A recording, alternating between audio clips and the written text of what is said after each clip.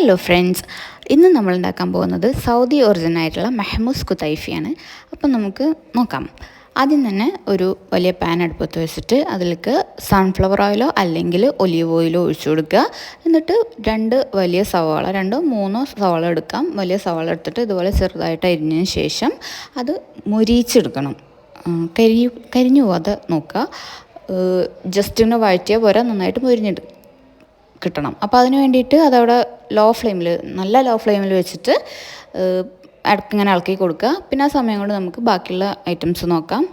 2 വലിയ വെളുത്തുള്ളി ഇങ്ങനെ ഒന്നാകെ വേണം, അതായത് ഇങ്ങനെ സെപ്പറേറ്റ് പൊളിച്ചെടുക്കാതെ അതിൻ്റെ 2 അറ്റവും കട്ട് ചെയ്ത് കൊടുക്കുന്ന ആ ഒരു രീതിയിൽ വേണം എടുക്കാൻ. അങ്ങനെ ഒരു വലുതും ഒരു ചെറുതും എന്നുള്ള രീതിയിൽ ഞാൻ എടുത്തിട്ടുണ്ട്. പിന്നെ നമുക്ക് അതിലേക്ക് വേണ്ടത് ഡ്രൈഡ് ലെമൺ വേണം. അതില്ലെങ്കിൽ നമുക്കിതുപോലെ നോർമൽ സാധാ ലെമൺ എടുക്കാം. പിന്നെ ഓൾ സ്പൈസസ് എടുക്കുക, ചിക്കൻ ക്യൂബ് എടുക്കുക, പച്ചമുളക് എടുക്കുക, കുരുമുളക് ഞാൻ എൻ്റെ ഒരു ഇതിലിട്ടതാണ്, ആവശ്യമില്ലെങ്കിൽ ഒഴിവാക്കാൻ നിർബന്ധമില്ല.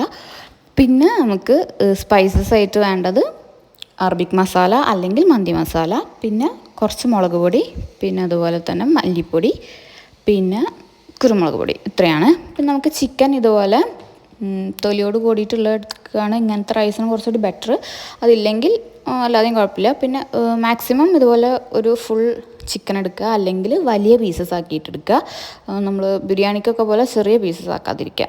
എല്ലാ സാധനങ്ങളും കൂടി നമ്മൾ ഇതുപോലെ അതിലോട്ട് ഇട്ട് കൊടുത്തിട്ട്, ഞാനിപ്പോൾ കാണിച്ച ഗ്ലാസ്സിന് 2 ഗ്ലാസ്സാണ് ഞാൻ അരി എടുത്തിട്ടുള്ളത്. അപ്പോൾ അതേ ഗ്ലാസ്സിന് 4 ഗ്ലാസ് വെള്ളമാണ് എടുക്കേണ്ടത്. എന്നിട്ട് ആവശ്യത്തിന് ഉപ്പും കൂടി ഇട്ട് കൊടുത്തിട്ട് ഇതുപോലെ നന്നായി തിളച്ച് വരുന്ന സമയത്ത് മൂടി വെച്ച് ലോ ഫ്ലെയിമിൽ ചിക്കൻ വേവിക്കാൻ വെക്കുക. പിന്നെ അതിൻ്റെ ഇടയിൽ ഞാൻ ജസ്റ്റ് ഒന്നങ്ങനെ മറിച്ചിട്ട് കൊടുത്തിട്ടുണ്ടായിരുന്നു. അത് ആവശ്യമില്ല, എന്നാലും ഞാനൊന്ന് 2 സൈഡ് നന്നായി കുക്ക് ആയിക്കോട്ടെ വിചാരിച്ചിട്ട് ചെയ്താണ്.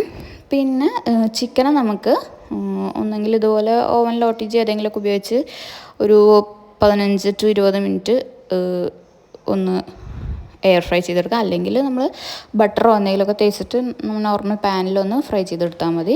പിന്നെ നമ്മൾ നേരത്തെ ഊറ്റി വെച്ചിട്ടുള്ള അരി വെള്ളത്തിലിട്ട് വെച്ചിട്ട് കുതിർത്തിട്ട് ഊറ്റി വെച്ച അരിയാണ്, അത് ആ വെള്ളത്തിലേക്ക് ഇട്ട് കൊടുക്കുക.